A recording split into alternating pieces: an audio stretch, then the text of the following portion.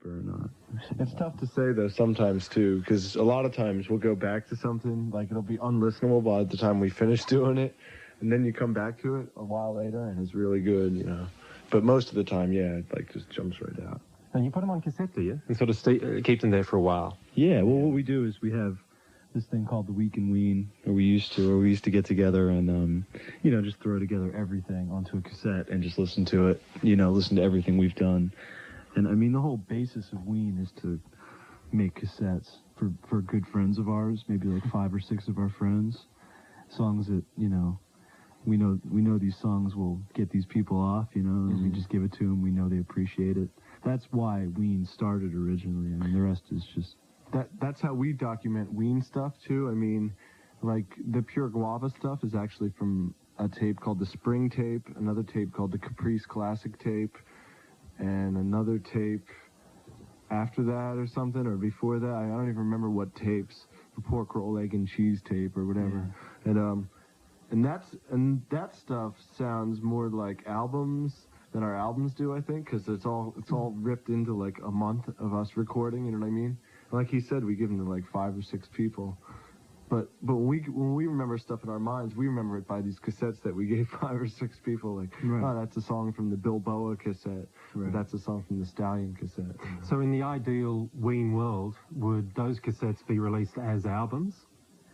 Well, no. I mean, because for the 5 or 6 people that we know are going to listen to it, we know they're going to dig it, you know, those cassettes. But I think when we go for the universal worldwide release thing, we want to put a little more thought into what songs we're putting on there. I feel a tick in my head, and he's sucking on my head. In the morning I'll be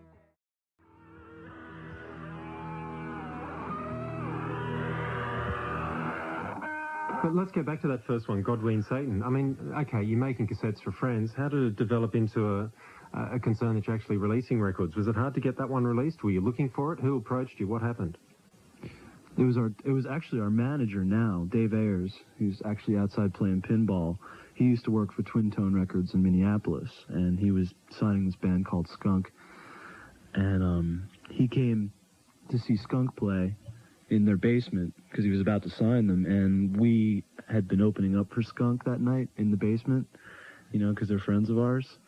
Dave liked us, gave us his card for Twin Tone, and got signed to Twin Tone Records, and then we put out God, Ween, Satan. The whole idea behind, well, when did Dean and Jean Ween then come? Was Ween always part of the act then, when you were playing in the basement that Oh, night? yeah, we'd been together for like 4 years or something. Forever, more than 4, probably like 6 or 7 years. We've been together since like 84, and we got signed to Twin Tone in 88. Yeah, it was like 4 or 5 years. So what, you were in your teens when you were in 84? Yeah, we were 14. 14 when you first met up? Yeah. Met at school? Yeah, junior high school. And straight into music straight away, or just sort of become friends for a couple of years and then get into music together? No, we didn't really like each other too much, and then we started, you know, liking each other, and then we just started recording one day, and it's, you know, we've just been doing it ever since. No, we knew each other not even for that long, to tell you the truth, but didn't get along. And then I don't remember how long. We probably knew each other for a couple months or something, and then we started doing Ween. Yeah, no, I remember. I think we exchanged a bunch of records or something. Like, he gave me a bunch of, like, punk rock records. Like, when we first became friends, before even Ween, he gave me, like, this giant stack of punk rock records. And I listened to him, you know. We were pretty much going bananas with music. Yeah, we were both listening to tons of stuff. We'd, like, had fake radio stations in our houses and stuff. We, like, pretended we were on the radio. It was ridiculous.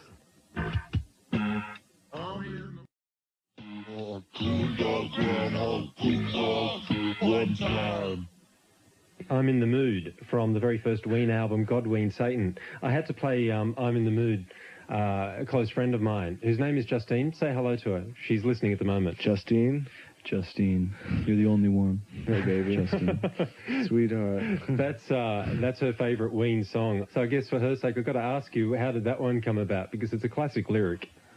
Gee, if you really want to know, it's a pretty gross story, but when I pumped gasoline, I worked with this kid, David Williams, who's the other vocalist on that, and we were just chanting it one night while we were pumping gas in a drunken rage on a Friday night, way back then. And then He's like this big redneck dude. I hate to talk all this shit about him, but he's like this big redneck dude. I took him back to my house and I actually got him to record that song. So that's him on it? So, yeah, that's him. That's he and I. Oh, right. He's just this big gas pumper, and lumberjack-looking guy. And that's how you were singing it at the pump station, at the gas station? Yeah, we were just going like, I'm in the mood to move my body like a weasel. Do you, another question I've got to ask you, which a colleague of mine wanted me to ask you, do you have to be straight to make up the Ween music, or is it best to be in a state that's other than straight? Nah, that's funny, man, because somebody just asked me that like an hour ago. No one's ever asked that before. No, I don't think it matters. No. I'll give the same answer, actually. If you know someone that has never really, and I hate to incriminate myself like this, but if you haven't, like, smoked out and listened to, like, Are You Experienced at least once, you missed out on a really important thing. You know what I mean? It's a really great thing listening to Jimi Hendrix and being high. But Jimi Hendrix holds up without it. I mean, it's just as awesome, you know what I'm saying? So pretty much the same sort of situation for you, Gene? Was there sort of like a pivotal moment where you felt like the world's a different looking place now? Yeah, well, we went through that. I mean, we went through our, like, heavy drug phase. Like, you know, 4 or 5 years into Ween, we went through the heavy drug. Like, we started off with just total adolescent frustration, and then, like, you know, got turned on to good herb, you know. But it comes and goes, you know. Like, we don't always record on drugs at all.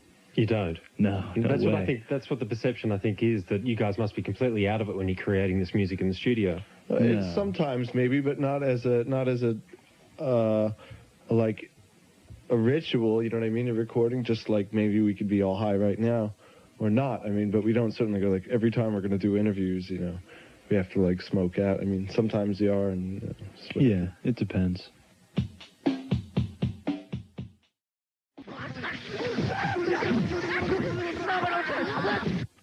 The first album that Ween released, there was a little note that you guys had written on it. Let me quote it.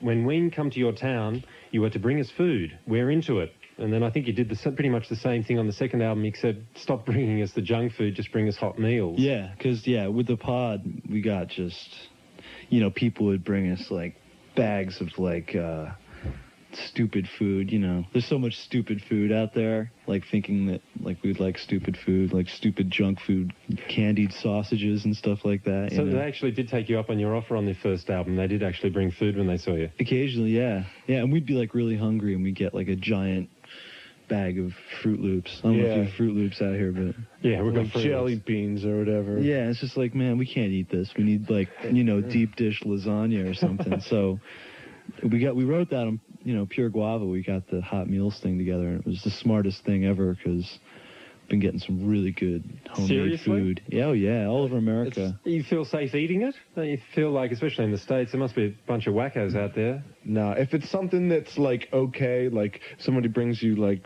some chicken or something, and you look at it and it's like, it might be good, it might not. Yeah. You know, then usually we won't eat it, or we'll be a little paranoid. But if it's something that's just totally kick-ass, I mean, we don't even care. We just rip And right people in. who make, I find that people who make kick-ass food, like, really take pride in what they're making. You know, they've got this look like, you know, I've been home making this for 3 hours and I'm giving it to you and you will enjoy it. And you do, and it's awesome, you know, unlike people who are giving you, like, you know, steroid-coated jelly bean sacks. Yeah, we've been, you know, like tainted food twice. Yeah, we have had bad food. We had bad food in Austria. Was that brought to you?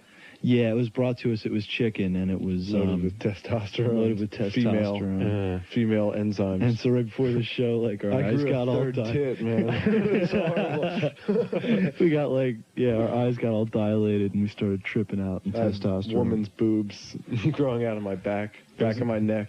Yeah. It was the Freak Ween show that night in Austria. Yeah, it was a bad night. It was heavy duty, man. Tonight on Triple J, you're listening to Gene and Dean Ween. And here's a track from Ween's second album, The Pod.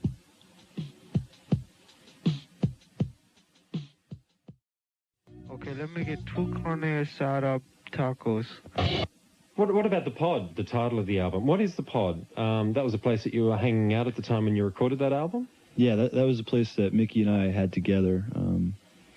Just a little apartment, you know, really like a total hole on a horse farm, you know, not a very nice place at all. And it was just real, like, enclosed and low ceilings, and we just called it the pod, you know, and there's always... Tiny little joint. Yeah, and it was just had a very pod-like place effect to it, you know.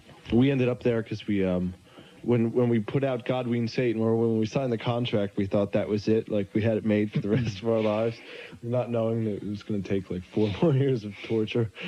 So we dropped out of college, and we, like, got the pod thinking, like, all right, well, we'll make the record, and then we'll be home free. Yeah. When we recorded the pod, that was a real heavy time because Dean had mononucleosis for, like, 6 months or something. What's that? It's just a real bad... You never heard of mono? It's probably got a different name down here. It's like the sleeping disease where you can't get up. You're so sick that you have no energy and you sleep for like 6 months. Glandular fever. Yeah, that's probably what it is. That's what it feels like. And so it was the winter time when we recorded most of the pod. And, you know, he was sick on the couch the whole time. So it was just a really kind of depressing kind of period when we recorded the pod. And it really came out on the, you know, with the music. That record, I mean, I like that record because of that. It's the same reason. It's not really, you know, it's just, it's got a vibe to it, and the vibe is bad. And that's why I like that record. But it's got one vibe throughout the whole thing. There's, like, if anything, maybe, like, 2 minutes of uplifting moments on that whole 72-minute record. 1, 2, 3, 4.